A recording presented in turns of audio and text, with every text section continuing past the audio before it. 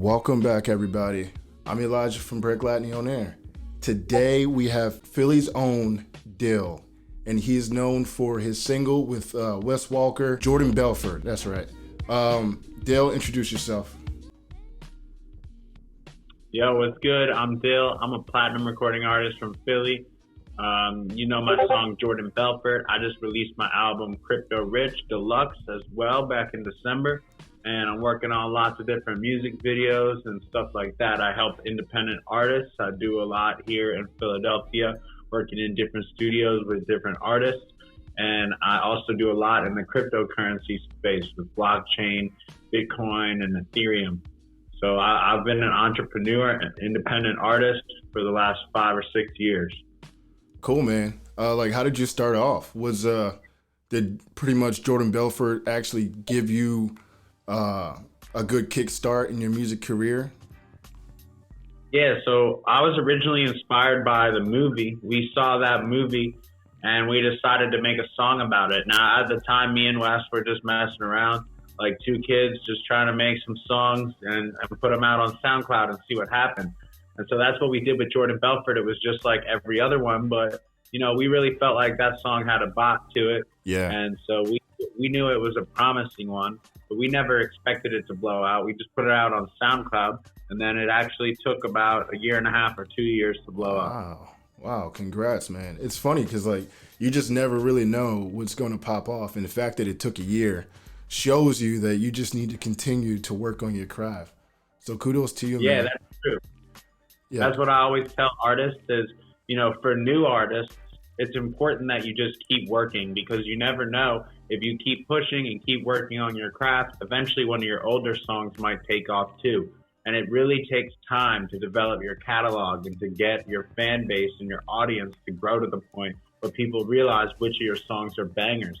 Yeah. So you never know when one of those old songs is going to blow up. I still have lots of old bangers that are undiscovered, just waiting for my audience to really go through my catalog and get back to them. Yeah, and it's funny how it works too.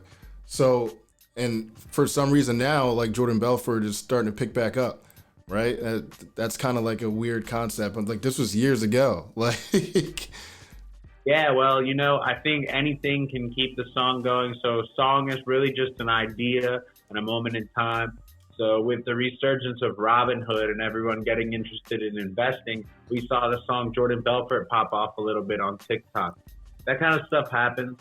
And it's just like my Cryptorich album. I think I'm a little bit ahead of the game with all this cryptocurrency and blockchain stuff. Yeah. So it's going to take a little while before everybody can catch up and really understand what I'm talking about or what my vision is with this Cryptorich album. Yeah. I kind of looked into it, and it's a very interesting thing going on with the NFTs. So if you would, could you explain to me what NFTs are and how they could benefit an independent artist coming up in the game? For sure. NFTs are a form of digital collectible. And so people ask, what does that mean? And I like to explain it like this. As an artist, you have a few different ways you make money. You might make money off your streaming, which is your music sales. You might make money off your touring, which is all your live shows and events that you do and appearances that you do. You might make money off your merchandise, which is all the clothes that you sell and hats and T-shirts.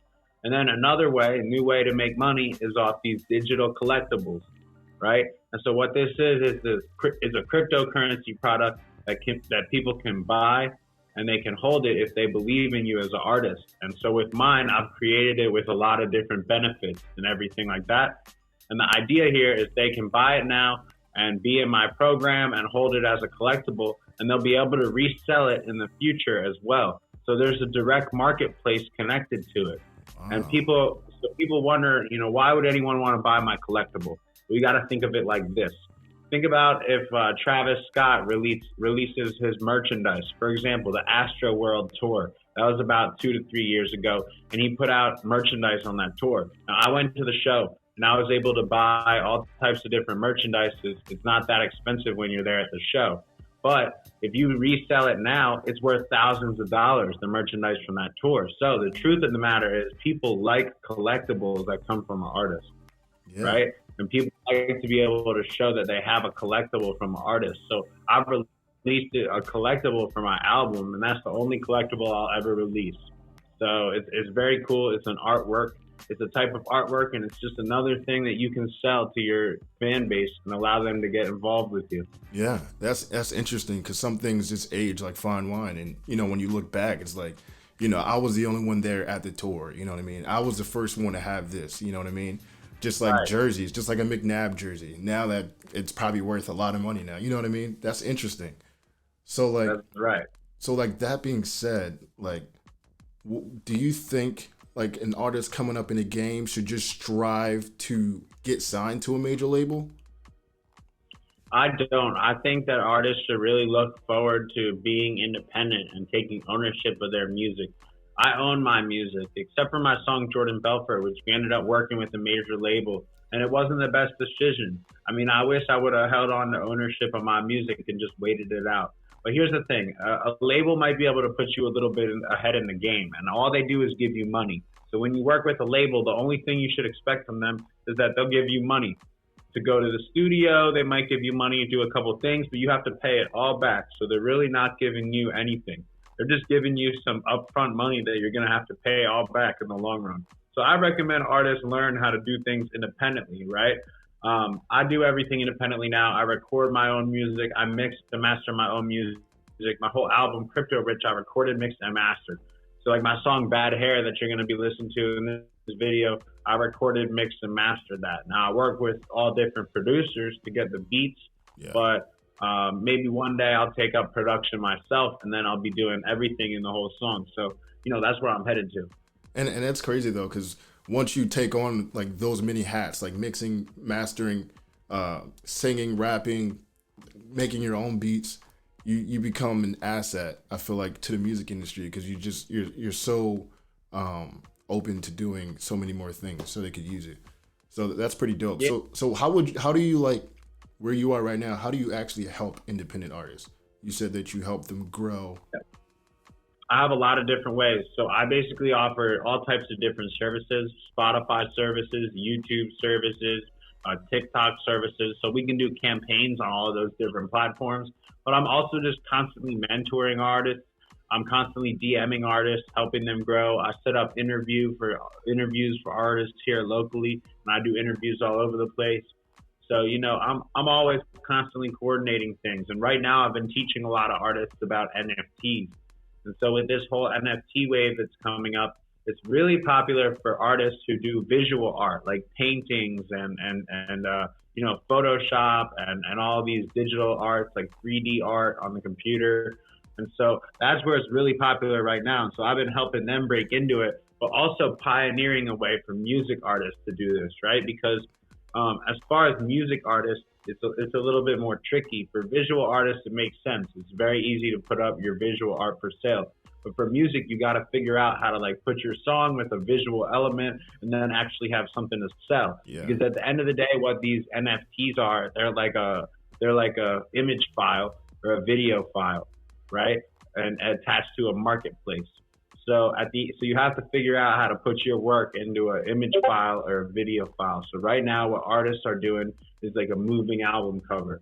So my NFT is my Cryptorich Deluxe animated album cover, and with the Cryptorich song playing. So that's what you get, as well as a VIP benefits program, which gives you lots of cool stuff for holding it and supporting me. So it's a cool thing, a cool way for my fans to engage with me and also get a little bit of a share to say, like, if they believe in me early, they might be able to make some profit off of buying my NFT and then holding it until in the future when everyone wants it as a collectible. Oh, okay. Oh, that's pretty dope. So then, do you actually make money from when they resell? Yeah, I do. That's what's great about NFTs, is it supports the artist the whole time. So the artist always can get a commission for every sale. So if you're like an artist selling your work and you want to sell your paintings, you can actually make it so that every time someone resells your paintings and they make a profit, you're also able to get a piece of that for your whole lifetime. So that means you keep getting royalties forever without needing like a major label or something like that to manage it for you. That's interesting. And it's funny because NFTs have been around for a couple of years now, and I just started hearing about people, actually going into it and trying it with different things like music. And I heard it was mostly just like visual art, like you were talking about, and people were selling it and stuff like that. But it's cool to hear that people are incorporating NFTs with their music as well. I didn't even completely understand how that worked, so that's dope. Yeah, So no, it's interesting, and I can tell you're smart. Like, I've also heard of NFTs before. So for this time, it was like, at first I was like, is this really happening now? Because I heard about NFTs before and it was like no big deal. But then this time I started looking into it, and I decided that it's different this time because the platforms are ready. There's people there. People are selling art. There's people using Ethereum to buy this stuff now, and it looks good. And there's a marketplace for it. So it's not just the same as last time where it was just an idea. yeah, Now there's artists out there making thousands of dollars every day selling their art. So it's possible. yeah, It's yeah. really possible to do something for yourself. So tell me about your album that just came out, Crypto Rich. Like, what's going on? Yeah. What is the grand scheme of this album that you created? Yes, I'll just give you the rundown. I originally released Jordan Belfort, and then I released some other singles around that time. But then I went back to finish my college degree because I was already halfway done, and I had already taken some time off to tour, and the song was dying down, and I had 2 years left. So it was like, you know what, I'm going to go back and finish this and get my degree. So I did that. And then and at that time I got real into crypto. I took the money from the Jordan Belfort song and I invested in Bitcoin and Ethereum. And I got real into crypto and I started learning and I started a business here in Philly. And then I decided that I wanted to get back into music and I wanted to tie everything together. So in August of 2019, I released Crypto Rich. Crypto Rich was originally a 9-song album that I released in August of 2019. And then I kept making music over the last 2 years, and I decided that it was still crypto rich. It was on that crypto rich vibe. I was feeling good about crypto. I knew that there was big things coming, so I dropped Crypto Rich Deluxe with 10 new songs, making a total of 19 songs on the album. And I dropped that December 18th, 2020. Now, that was just recently, but Bitcoin was still at 20K then. So that was before all this craziness happened. Like when I originally submitted the album, we were just hoping it was going to go up. Nobody knew it was going to happen this fast. Yeah. So it's almost like my album sent Bitcoin up to the moon. Yeah, that was crazy. It was just like all of a sudden everyone's like, yo, you should have invested in Bitcoin. I'm like, damn. Yeah. So, but I've been taking this crypto music for years. I've been really just pushing this vision of this crypto art for years. And so it's crazy that now all of a sudden it's coming together. And through this whole NFT thing, I'm accessing an audience who finally they understand my vision, right? Because it's a little bit complicated, but I think that if you start to understand crypto a little bit and you understand the Jordan Belfort song, you sort of see where I'm coming from and you can see my vision. Like I've always been on this same wave, just like entrepreneurial music about, making money and investing. And so now with this NFT, when I show them my work, they can immediately get it because they're just trying to learn about crypto. And they see it and they're like, all right, this is the OG who's been rapping about crypto since 2019. Yeah. So and like good to have that. And it's crazy because you're kind of like putting people on as well. So I'm sure people like definitely love the music for that as well. You know what I mean? So like, yeah. How do you use NFTs to market your music? Like how do you incorporate that with your marketing strategy? That's a good question. Right now, it's pretty simple. It's just if you make NFTs, you can access a whole new community of people who are using NFTs. And I think going forward, I guess the next step is if you can sell NFTs, then you can get money. And if you can use the money, then you can do whatever you want as far as marketing. And the number one thing when it comes to marketing your music or building your career and building your brand is having access to money. I mean, if you figure out your financial side, you can use that power to then promote your music career. That's how everyone does it. That's why all these artists talk about they were trapping, they were doing this. at the end of the day, they were out there hustling, working hard, and figuring out how to get money, right? Yeah. Pretty much when an artist blows up, it's a combination of they get connections and they get money. So they keep rapping, they keep doing their thing, right? You got to be on top of your rap game. You got to be making good music. But what takes you from being a good rapper to like being a really successful rapper is that you start to get connections. You start to figure out the right places to put your money and the right places to apply pressure in order to make your music do some big numbers and really get to a new audience and touch your fan base like that. I agree. You really do have to invest in yourself. You know, you can make good music. You know, start there. Start with quality music. Do you make good music? All right, cool. You know what I mean? You're going to grow organically because people are going to notice you. But, you know, if you want to make it as well, you kind of have to incorporate that with marketing, and marketing takes money. So, yeah, man, I completely agree. So it takes money, but it can also just take effort. It takes consistency. That's really what it takes. So if you're an artist who doesn't have any money, but you want to market your material, you just need to be creative. So I tell people every day that I sit here every day and I comment on Instagram. I go on Instagram and I leave comments. Hey, hit me up, DM me, let's network every day, all day. And guess what? The thing about that is that even if you were spending money, there's no better way to market than that, because that's directly reaching your fans. I could easily reach 100 fans by commenting and DMing every day. Yeah. You know how much it would cost to reach 100 people by running ads? That's going to cost you like $20 to $50, right? And I don't know about you, but I don't think most people who are upcoming artists have $50 a day to drop on ads. Nah, they just don't. So that's what I'm saying. Generate your own value. You have to think about it like that. If I'm able to get 100 people to listen to my song, that might as well be like I just made $25 or whatever. Yeah. But it's long-term value. The value is more than that, because some of those people turn into real long-term fans, and then they got you for life. Yep. So, yep. And that's also the key with Instagram. Like you have to engage with this community of people. You know what I mean? If you want to find people, potential fans or people that you want to network, you know, you just like in real life, you have to go engage with people. You know what I mean? You can't just post stuff and, you know, just hopefully you find a huge amount of people, unless you're like obviously putting a lot of money into ads. But like you said, just going out there and engaging and reaching out to people and potentially finding new fans. I think a lot of people kind of miss that on Instagram. You know what I mean? So, cool, man. Being though you just got back into music, what is your songwriting process?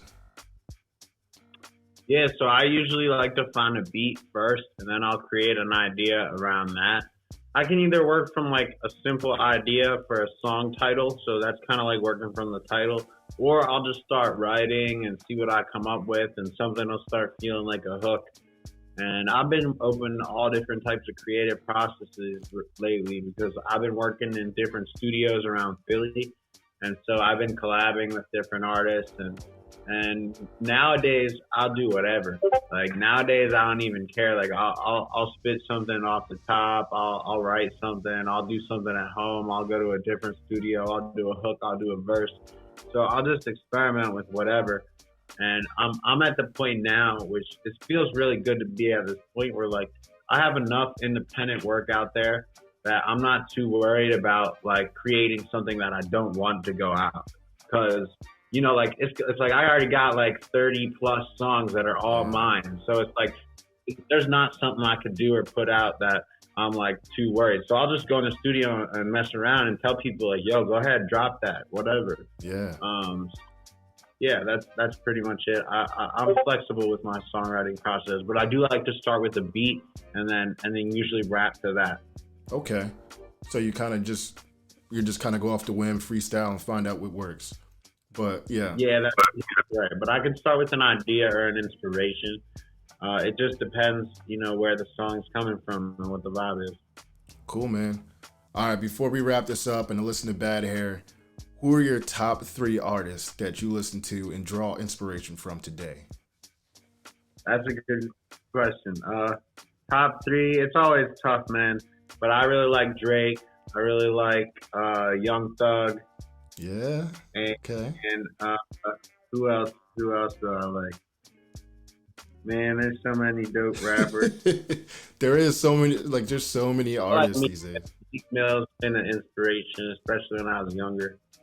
Yeah, I think that goes for everybody. Cool. Yeah, for sure. So before I listen to your song Bad Hair, can you tell me anything about the song? Yeah, Bad Hair is probably the lead single from the cryptorich album. It was on cryptorich Classic, one of the OG bangers that I made for cryptorich when I was like deciding, all right, this is a real good project and something I'm happy to put out. I talk about Elon Musk and the Tesla, and I talk about him. I talk about crypto too, right?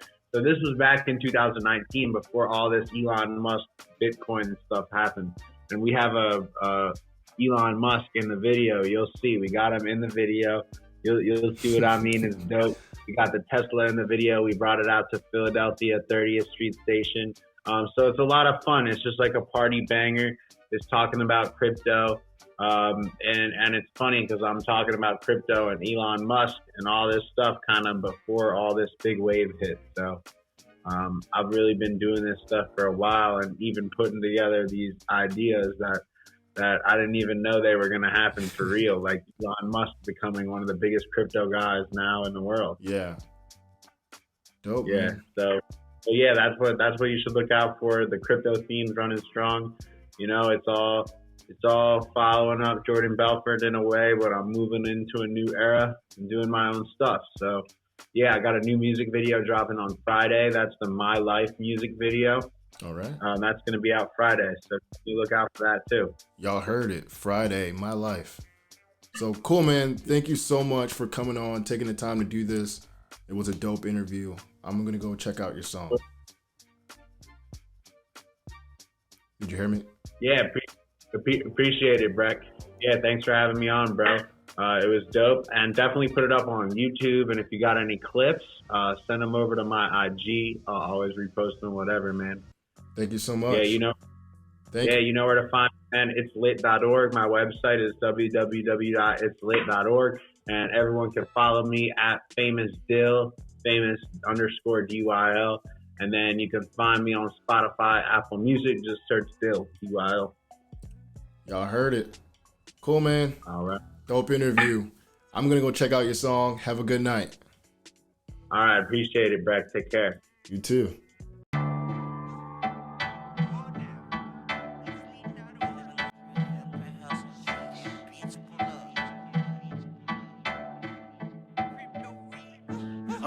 Than your brother, a big bag of marijuana. Just bought a bag of reefer, hope I do not see my mama. She tells me I'm crazy, I tell her I'm sorry. Next time I won't pick up her FaceTime inside the party. If you wanna see me fucked up, just ask someone from college. I increase my knowledge, but I do not recall it. 10 G's on me from crypto, in the penthouse kitchen. I made lots of money, but I still do all my dishes. Bitch, no, I'm not famous, back here when it's raining. Just put up to 30th to meet you at the station. Driving in a Tesla, guess you sit adjacent. Shout goes out to Elon, my dude knows how to just blaze it. I'm driving back, I'm driving back. I'm driving back, I'm driving back. Pop another Molly and thought I didn't feel it. Now I'm at the party and the floor look like the ceiling. But do not call my mama, cause I don't want no drama. I done lots of shit, my mama don't need no more trauma. Make a call to Tommy, he go Ronnie. Double cup of liquor and he goofy all them Johnny. Tommy's brother, he work with my mother. Bitch, I'm not a kid, but I keep Nesquik in the cupboard. It's funny when I take enough to fuck my day up. I gotta stay up cause these bitches wanna play. I got my cake up, now these bitches wanna pace. I'm crypto rich, no, I'm not new to getting paid. Bitch, no, I'm not famous, back here when it's raining. Just put up to 30th to meet you at the station. Driving in a Tesla, guess you sit adjacent. Shout goes out to Elon, my dude knows how to just blaze it. I'm driving back, I'm driving back. I'm driving back, I'm driving back. I just got rich, okay, but I don't sell cocaine. In a whip with road rage, I'm on my little lane. and it still sound the same. I run around the game, I run it around any amount. I hate the bank, I'm cashing out. I take your bitch, huh? Check out a whip, huh? Rocking big drums, different color ping pong. Bitch, no, I'm not famous. Back here when it's raining. Just pulled up to 30th to meet you at the station. Driving in a Tesla, guess you sit adjacent. Shot goes out to Elon, my dude knows how to just blaze it.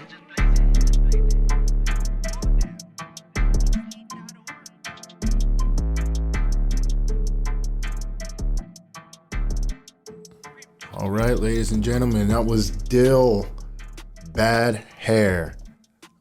Right off the bat, this dude definitely has viral music potential. Like, just listening to it, I'm like, shoot, that could be something. Like, going from Jordan Belfort to this, he's definitely really good at capturing this crypto theme community that I feel like his fans could potentially be a part of. Yeah, his sound is pretty solid for his niche of music. I could see why, you know, he had a platinum single like Jordan Belfort. And the reason why Bad Hair is this good, I mean, come on, the music video is crazy. I mean, I know you just saw it. The production around it was literally insane. So kudos to you. You have definitely captured your sound and captured your theme, and you know how to implement that using NFTs and reaching out to artists, engaging, and you know, all these things come together, and you know, you have a theme that I feel like a lot of people who are coming up in the game like independent artists would love to be a part of. All right, ladies and gentlemen, thank you for tuning in. But until next time, peace. I'm cooler than your brother, big bag of marijuana. Just bought a bag of reefer, hope I do not see my mama. She tells me I'm crazy, I tell her I'm sorry. Next time I won't pick up her FaceTime inside the party. If you